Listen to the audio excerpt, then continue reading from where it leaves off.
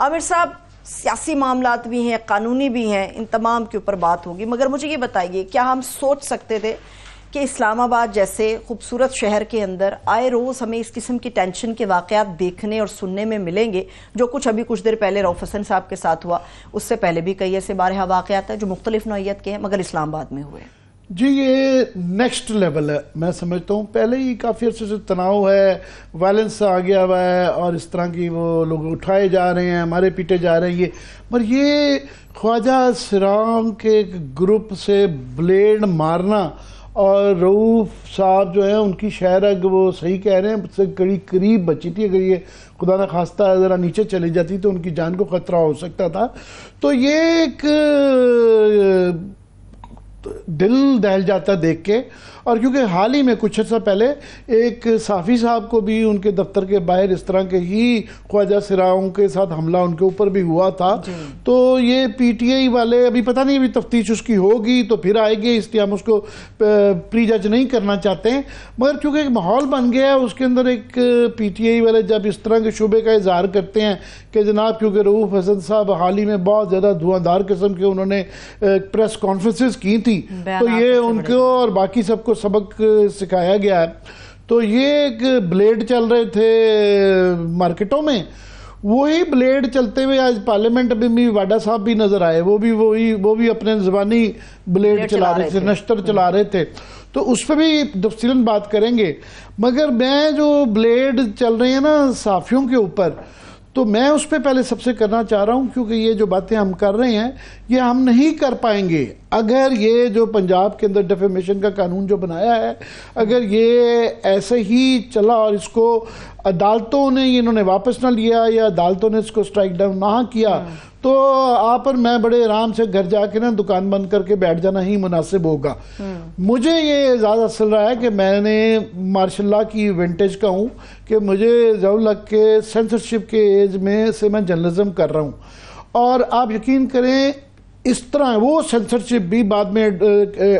Press advice آ گئی تھی، وہ بھی سینسرشپ سے دوڑ گئے تھے کہ خود ہی اپنا دماغ لاؤ کرو، وہ بھی اتنی سخت نہیں تھی، صرف یہ ہے کہ اس کے اندر ذرا کوڑے مارے گئے تھے، اس کے اندر بس کوڑے مارنے کی کسر رہ گئی ہے، مگر یہ ورچولی کوڑے ہی ہیں۔ میں چند چیزیں ساری چلتی رہی ہیں خبریں، میں کوئکلی بتاؤں کہ یہ ہے کیا، کرنے کیا جا رہے ہیں، پتہ نہیں کہاں سے ان کو یہ ڈریکونین ہے، یہ پاکستان کی تاریخ میں نہیں، دنیا میں کسی ڈیموکریسی میں اس طرح کا چیز نہیں ملتی ہے، کیونکہ یہ جو ہوتے ہیں نا ایک یونیورسل پرنسپلز ہوتے ہیں، پوری دنیا بھر میں کچھ مروجہ اصول ہوتے ہیں جن کی منطق ہوتی ہے، جن کے پیچھے آپ اپنے قانون بھی بنتا ہے اور تمام چیزیں اس پہ بیسڈ ہوتی ہیں، یہ ان یونیورسل پرنسپلز کے اگینسٹ ہیں۔ فار ایگزامپل اس کے اندر جو ہے نا پرائیویٹ آدمی کو، عام آدمی کو انہوں نے بالکل نیچے کر دیا ہے، اور جو پبلک آفس ہولڈر ہے اس کو اونچا کر دیا، اور آئینی جس کے پاس آفس ہے وہ سب سے اونچا کر دیا۔ اچھا، قانون اور آئین جو ہے وہ عام آدمی کے لیے ہوتا ہے، پرائیویٹ پرسن جو ہوتا ہے اس کے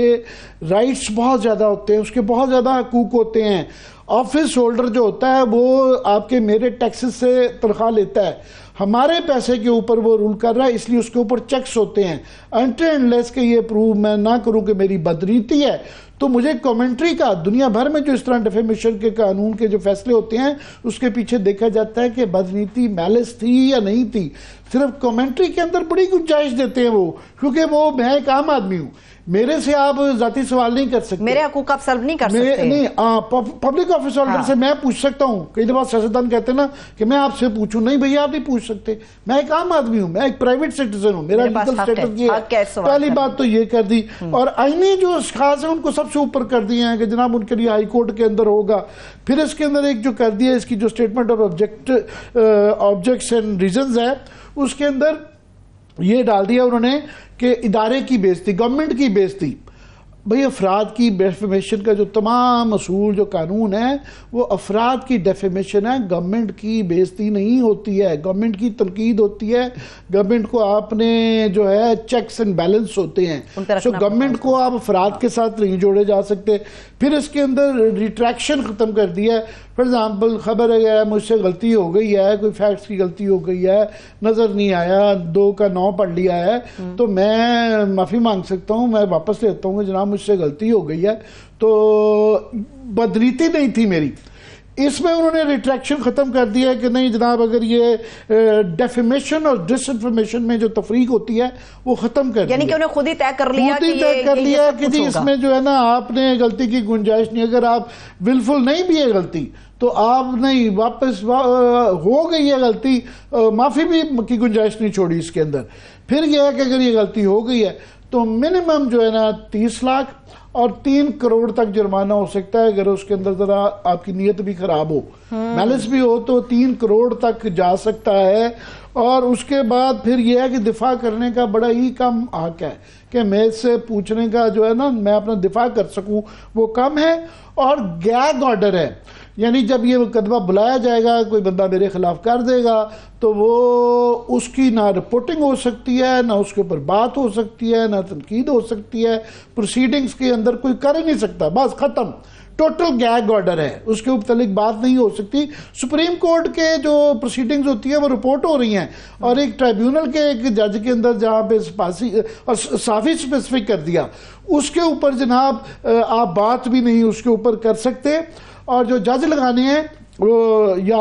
گورنمنٹ 3 نام دے گی، اس میں سے جج صاحب کے لیے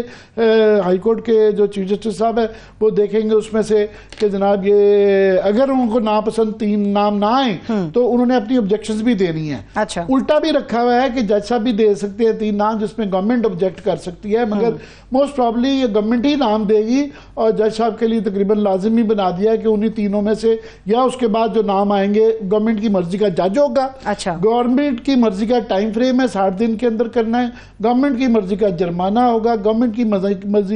مرضی کی جگہ ہوگی، اور گورنمنٹ کی مرضی کی ریٹائرمنٹ ایج بھی اس کی 70 کر دی ہے۔ یہ بحث رہتی ہے کہ ججز کی کیا کرنی ہے کہ ریٹائرمنٹ جو ہے ایج بھی اس کی بڑھا دی گئی بھی ہے۔ اور فائنلی قانون شہادت جو ہے وہ اس کے اوپر اپلائی نہیں کرے گا۔ اچھا، اب یہ مجھے نہیں سمجھ آ رہی کہ یہ کیسے کیا جا سکتا ہے کہ آپ ایک کہ جی اس کے اوپر قانون کہ جناب وٹنس جو شہادت ہوتی ہے کسی کو بلانا کہ جناب یہ کیا کیا ہے، وہ کہ نہیں جی یہ اس کے اوپر اپلائی نہیں ہوگا، یہ بس یہ ڈائریکٹ ہے، یہ بالکل جو ہے جوری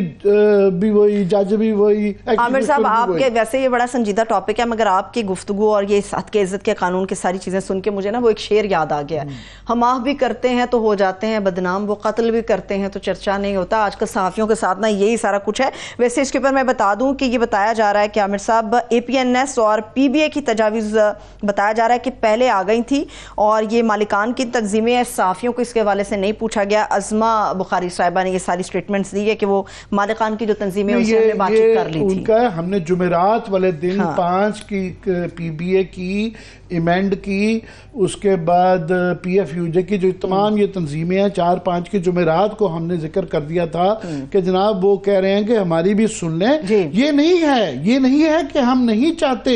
ہم ہمیشہ چاہتے ہیں کہ آف کورس پاکستان کے اندر آپ ریگولیشن بہتر کریں، آپ یہ امپروومنٹ کریں ڈیفیمیشن لاز کو۔ آپ پاکستان کے اندر بڑی اس وقت مادر پدر آزاد ہو گیا ہے۔ دوسرا انہوں نے سوشل میڈیا اور صحافی کو ایڈیٹر کو کٹا کر دیا ہے،